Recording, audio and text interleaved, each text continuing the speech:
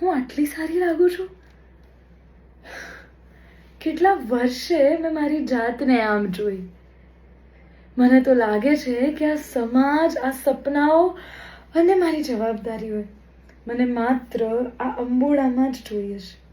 બસ સવારે ઉઠો અને મારા વાળ આમ થાય ત્યાં બીજે દિવસે સવારે પણ આમ જ જોવા મળશે.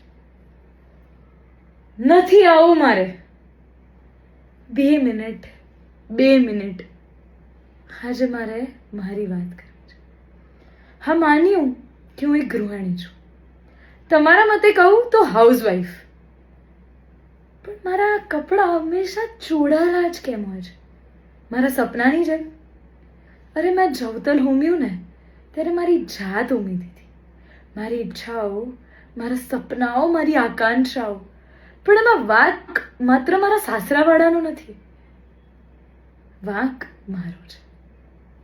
મેં ખોઈ દીધી મારી જાતને.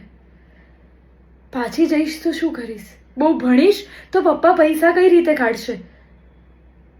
શું કરીશું? આજે જ્યારે છોકરીઓને પોતાના સપના પૂરા કરતા જોઉં ને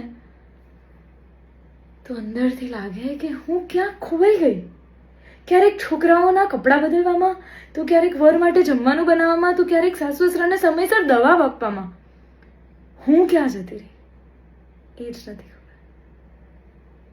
માન્યું બધા કહે છે કે તું તો તારી મરજીની જિંદગી જીવે છે, પણ કોઈ આવીને મને પૂછો કે અમારી મરજીની જિંદગી છે ખરા? મારા જિંદગી જીવી હતી પણ ખરા?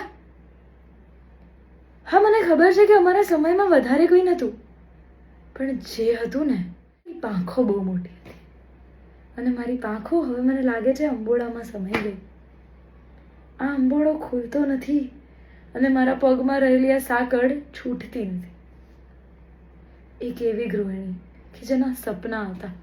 હવે હરીસા, મારે જવું પડશે. સમય થઈ ગયો છે.